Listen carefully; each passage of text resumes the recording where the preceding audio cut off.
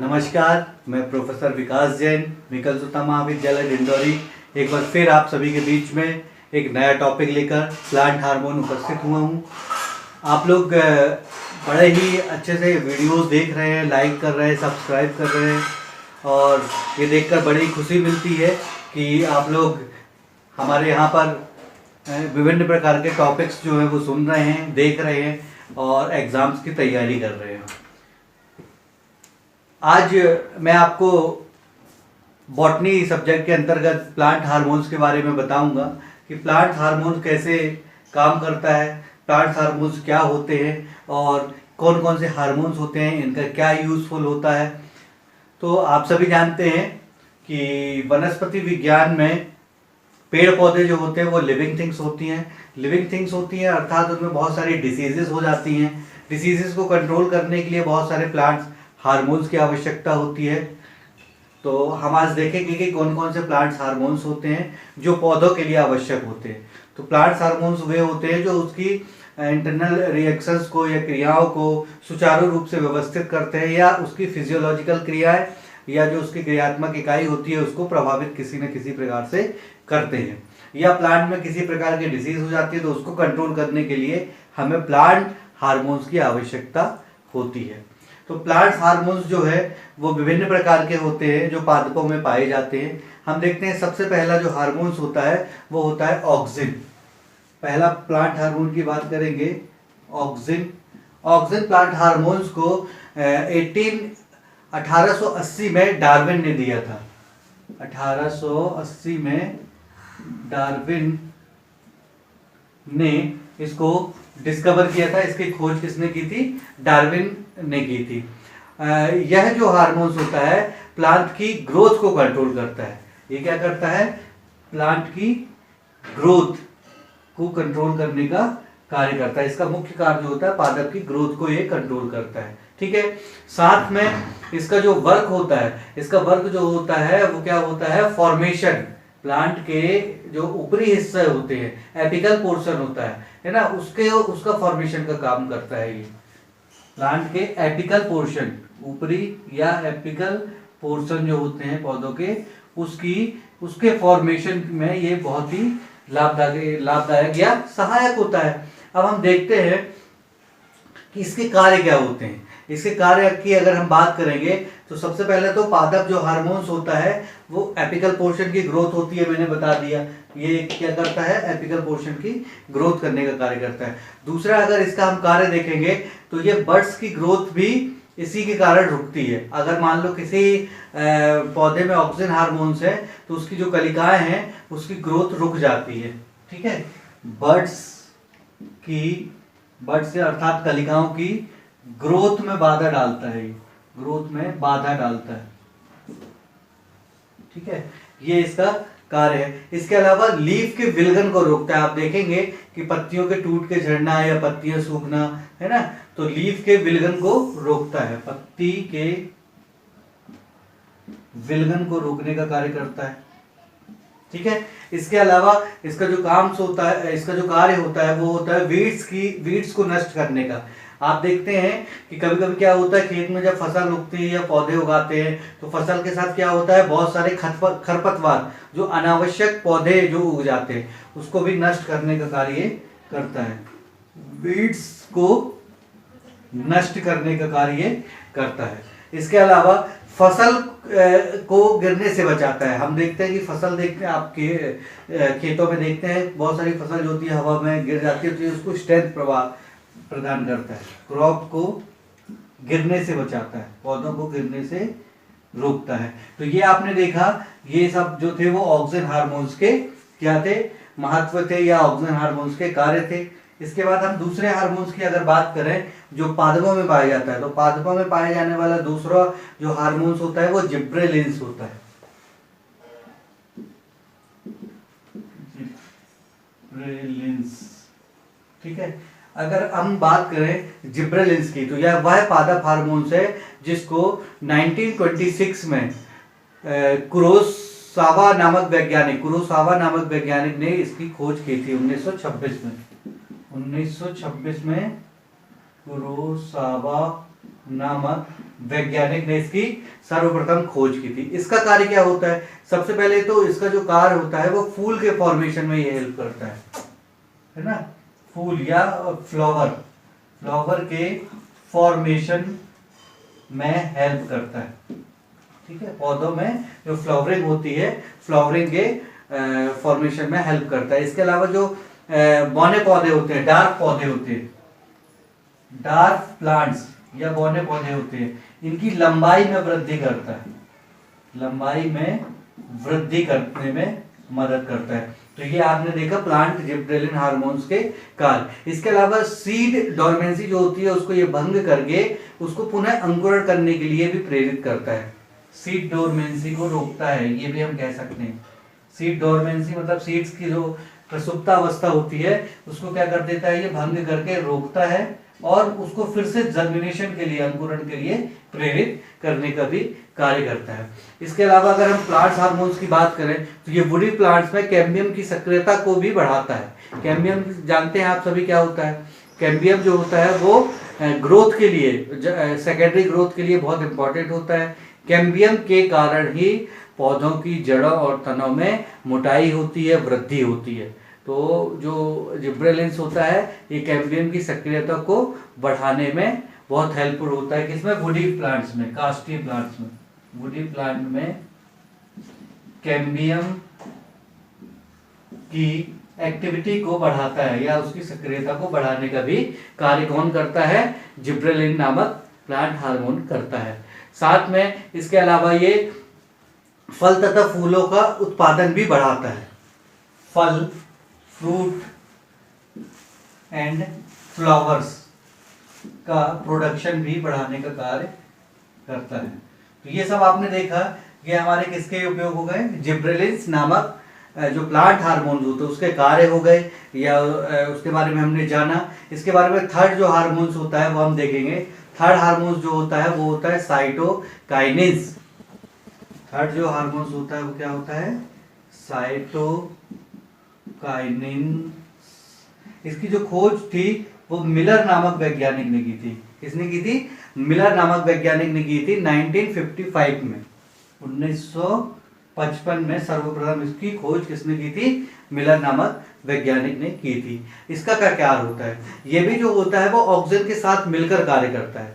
Cytokinin generally इस hormones को आप ऑक्सीजन के साथ में ही इसकी एक्टिविटी देखने को मिलती है। अगर आप साइटोकाइनिन अकेले को यूज करेंगे तो ये प्लांट्स में उतना प्रभावी नहीं होता।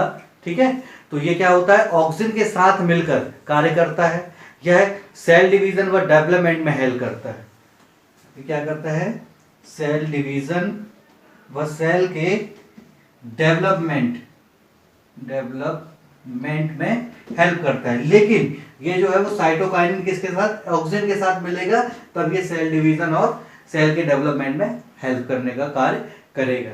ठीक है, इसके साथ साथ ये जीर्णता को रोकता है। आप देखे होंगे पत्तियों में जीर्णता पाई जाती है, पत्तियों में जीर्णता को रोकने का कार्य करता है।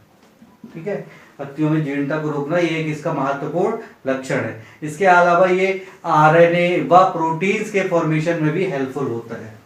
ये आरएनए व प्रोटीन्स के फॉर्मेशन में भी मदद करता है, अर्थात ये आरएनए व प्रोटीन्स के निर्माण में भी मदद करता है। इसके अलावा हम देखेंगे चौथा हार्मोन्स, है ना। ये तीन हार्मोन्स आपको मैंने बताया पादपों में जो तीन प्रकार के हार्मोन्स पाए जाते हैं। इसके बाद मैं चौथा हार्मोन्स बताऊंगा आपको, वो होता है एब्सिसिक एसिड। एब्सिसिक एसिड, ठीक है। एब्सिसिक एसिड जो हार्मोन्स होता है उसकी खोज जो है वो 1961 से 65 तक, 1961 से 65 के बीच में कॉर्स एवं एडिकोट नामक वैज्ञानिक ने की थी। कॉर्स व एडिकोट नामक वैज्ञानिक ने इसकी खोज सबसे पहले की थी। लेकिन ऐसा माना जाता है कि बाद में वेरिंग नामक वैज्ञानिक ने इसको और अच्छे इसका अध्ययन किया था। वेरिंग्स नामक जो वैज्ञानिक थे बाद में इसको वेरिंग नामक वैज्ञानिक ने इसकी और अच्छे से स्टडी करके इसका आविष्कार जो है वो करके इसको बाद में प्रचलन में लाया था। ये हार्मोन कौन सा, एब्सिसिक एसिड की बात कर रहे हैं, ठीक है। यह जो है वो ग्रोथ रेगुलेटर्स का कार्य करता है। ये जो है वो क्या करता है, ग्रोथ रेगुलेटर्स मतलब वृद्धि नियामक मतलब वृद्धियों को रोकता है, ग्रोथ रेगुलेटर्स का कार्य करता है।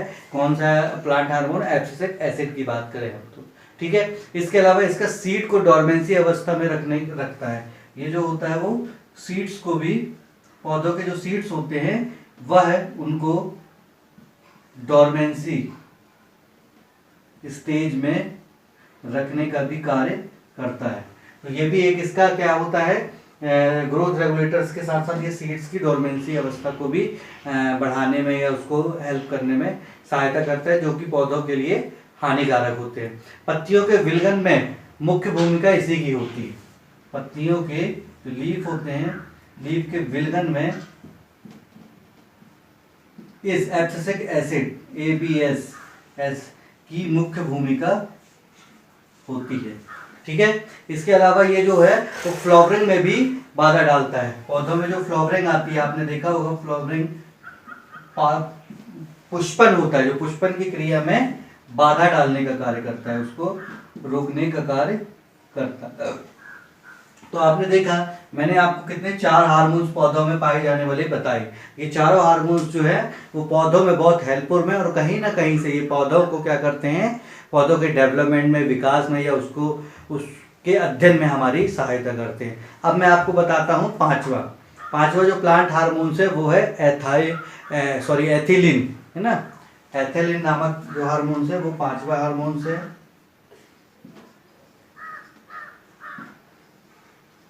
एथिलीन हार्मोन्स ये 5वां हार्मोन्स है। अगर इसकी बात करें तो इसकी खोज जो है बर्ग ने की थी 1962 में। 1962 में बर्ग नामक वैज्ञानिक ने इसकी सर्वप्रथम खोज की थी। अब इसकी अगर हम बात करेंगे कि ये होता क्या है, इसका कार्य क्या होता है, तो ये जो एक ऐसा पहला हार्मोन्स है, ये पहला पादप हार्मोन्स है, और या ऐसा भी बोल सकते हैं यह एकमात्र ऐसा हार्मोन्स है जो गैस के रूप में पाया जाता है। ये कैसा होता है, गैस के रूप में पाया जाता है। यह एकमात्र एक ऐसा हार्मोन्स है।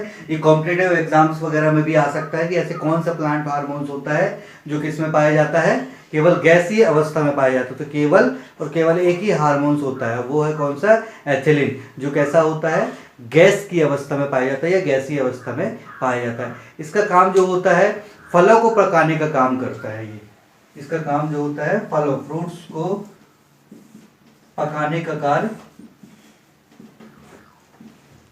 करता है, ये फ्रूट्स को पकाता है। इसके अलावा फीमेल प्लांट्स में फ्लावरिंग को बढ़ाता है। अतः जो मादा पुष्प होते हैं, मादा पुष्पों में ये क्या करता है, उसमें फ्लावर्स की ग्रोथ को बढ़ाने का कार्य करता है। इसके अलावा इसका जो कार्य है, एथिलीन नामक जो प्लांट्स हार्मोन्स है, इसका काम लीफ, फ्लावर्स, फ्रूट्स के विलगन को प्रेरित करने का भी कार्य करता है ना। अतः यह विलगन, लेकिन ये जो है वो पत्तियों के साथ साथ फ्लावर और लीफ, फ्रूट्स, विलगन किसका करता है, फ्रूट्स का, लीव्स का और पत्तियों का, है ना, और फ्लावर्स का, इनके विलगन का कार्य भी ये करता है। तो ये आपने देखा एथिलीन नामक हार्मोन्स के कार्य। अब मैं आपको छठवां हार्मोन्स बताता हूँ, छठवां हार्मोन्स कौन सा होता है। छठवां हार्मोन्स जो होता है फ्लोरिजिन नामक हार्मोन्स होता है, फ्लोरिजिन्स, है ना। फ्लोरिजिन्स नामक जो हार्मोन है ये होता है। फ्लोरिजिन्स हार्मोन्स क्या होता है, ये जनरली आपने कम सुना होगा। ये लीफ में बनते हैं, ये ऐसे प्लांट्स हार्मोन्स होते हैं जो पत्तियों में ही बनते हैं और फ्लावर्स के खिलने में हेल्पफुल होते हैं, इसमें बनते हैं। इनका फॉर्मेशन जो है वो प्लांट्स की लीफ में होता है और ये जो होते हैं ये किस चीज में हेल्पफुल करते हैं, फ्लावर के खिलने में, पुष्पन में हेल्पफुल होते हैं, फॉरेजन नामक जो प्लांट्स हार्मोन्स है, ठीक है। इसलिए इन्हें इनका जनरली जो कार्य होता है वो फ्लावर्स के डेवलपमेंट में होता है या फ्लावर के खिलने में मदद करते हैं। इसलिए ये भी एग्जाम में कभी कभी ऑब्जेक्टिव टाइप में पूछ लेता है कि कौन सा और पादप हार्मोन्स है जो जिसको हम फूल खिलाने वाला हार्मोन्स कहते हैं। तो वो कौन सा है? फ्लोरिजिन, फूल खिलाने वाला हार्मोन्स, फूल खिलाने वाला हार्मोन्स किसको बोलते हैं? फ्लोरिजिन नामक जो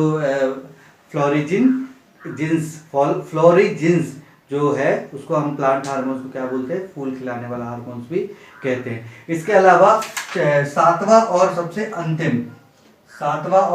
अंतिम हार्मोन्स की हम बात करेंगे, है ना, जो पादपों में पाया जाता है वो है ट्रूमेटिन हार्मोन्स।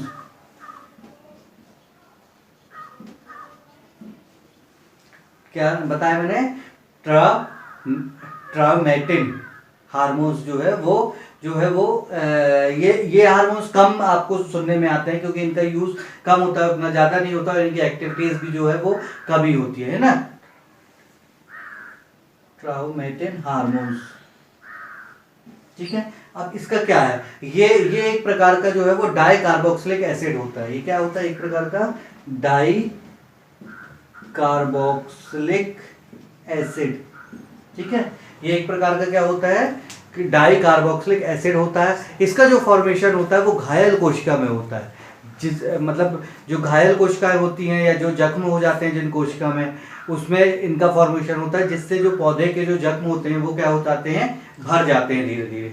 तो इसका काम क्या होता है? घायल कोशिकाओं में इसका निर्माण होता है जिससे पौधों की कोशिकाएं पुनः जीवित हो जाती हैं, उनके जख्म मर जाते हैं और फिर से डेवलपमेंट होता है। तो दोस्तों आज के इस टॉपिक में मैंने प्लांट हार्मोन्स के बारे में आपको बताया। ये प्लांट हार्मोन्स जो है वो जनरली बेसिक आपको सभी को पता होना चाहिए, चाहे वो बीएससी का स्टूडेंट हो, फर्स्ट ईयर का, सेकेंड ईयर का, फाइनल का, है ना, चाहे वो बीएससी बीएड का स्टूडेंट हो और चाहे एमएससी का। अगर आप वनस्पति विज्ञान बॉटनी पढ़ रहे हैं तो आपको पौधों के अध्ययन के साथ साथ उनमें पाए जाने वाले हार्मोन्स की भी जानकारी होना चाहिए। तो आज मैंने आपको बताया, बहुत इंपॉर्टेंट टॉपिक है, इसको सभी लोग पढ़ें। ये मत सोचिए कि आपके टॉपिक में सिलेबस में क्या है, अगर आपने अभी नहीं पढ़ा तो वो आगे नेक्स्ट क्लास में आपका काम आएगा या कहीं ना कहीं आपको ये हेल्पफुल करेगा। Thank you.